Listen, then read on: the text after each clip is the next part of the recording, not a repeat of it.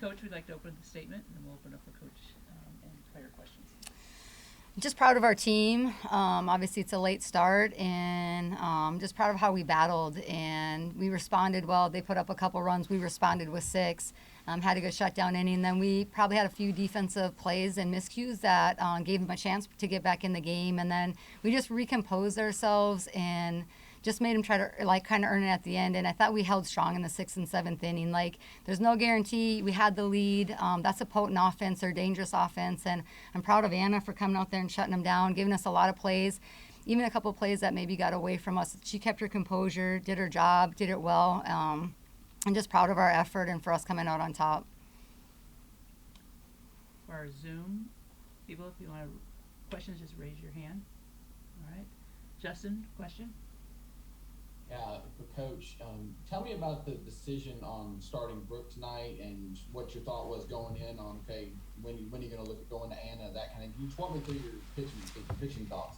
Yeah, both Brooke and Anna did a great job against Georgia, and we just played them. So it's not easy for any pitcher to go back out and see the same offense within a handful of days after you've played them, 3 times. So we thought the matchup to start Brooke and have Anna come in was the right sequence we wanted to go to. Brooke gave us 7 outs, and Anna came in and did a great job to kind of close the door. And we knew no matter who did what for how long that it was going to be a dogfight, and that offense was going to make us make plays, and they did. But proud of our pitchers, just again keeping their composure and just continuing to throw good pitches and let us make some plays. I got one for Anna as well. Just kind of in that same vein. What's your mindset like? You're used to starting, you come in and relief. Just tell me what your mindset's like coming into the game, and then when you actually physically came into the game. I think our coaches prepare us really well for every role that we're going to be in. To be honest, for me, my mindset pretty much stays the same whether I'm starting, whether I'm relief, whether I'm late relief, early relief, whatever. So I just really wanted to serve the role, any role that I could for my team, whether that's starting, whether that's supporting my other pitchers, or whether that's coming in relief. So I guess just doing my job and doing it the best I can for my team. That's what was going through my mind.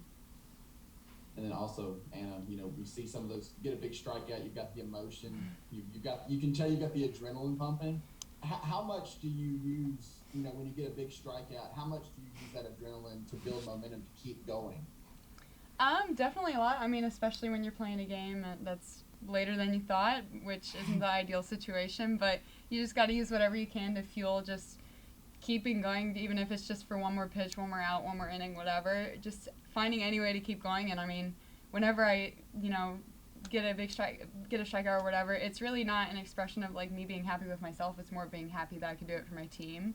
And I think that's what's so important to me is I'm just so happy that I could do what my coaches and my teammates want me to do and what they think I can do in the situation.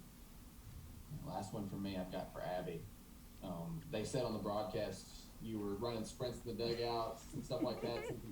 Are you feeling all right? Everything good? Yeah, you got to stay warm.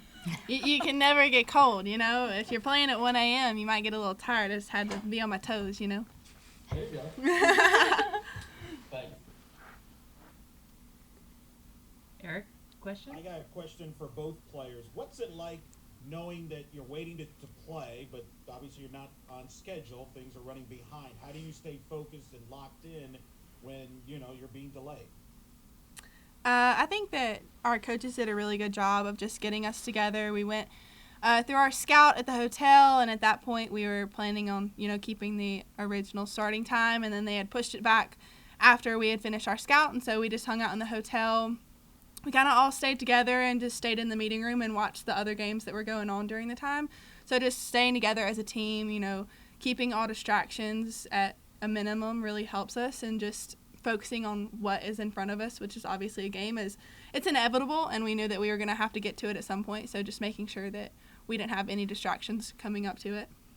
Yeah, I mean, I definitely think even though it was a long day, it still felt shorter because we were with our team and we really enjoy being around each other. I think you can just tell that by the way we play and just by the way we interact. So it was a long day, but it was also made a lot shorter by the fact that we were just with our team. We were staying in it any way we could. We just find little ways to keep each other in it and keep each other locked in. So it was good.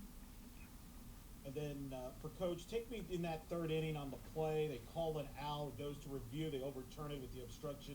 From your vantage point, what did you see? Just take me through the whole sequence. Sid was on first, and we're like, gosh, we put in a pinch runner here. If she gets a second, we'll put in a pinch runner, and Paige hits it to the gap. And we wanted to, make sure that we kind of test their arms and their accuracy. And Sid went in hard, and I asked her, I said, were you safe? And she said, no. And because it kind of looked from our angle that she got her hand in there, and she's like, no, I was out. But it's a scoring play, and obviously it's a big play. But we thought that she actually got in there, and because it's a scoring play, we took the chance even early in the game, and obviously came out on the plus side of that. So grateful for that. I know she ran hard, and guess we didn't need that pinch runner after all. Now, obviously, you got the turnaround. You'll play Arkansas. Take me through that preparation and getting ready now to play a good Arkansas team. Yeah, well, we're going to make sure we get some food, get hydrated, do any treatment that we need to, get a good night's sleep. We'll adjust our schedule because of the timing right now, making sure we feel fresh. And then our job as coaches is to put together our scouting report and our plan, and we'll kind of keep our routine the way that we have all year. But we'll be ready. Like, you enjoy each day.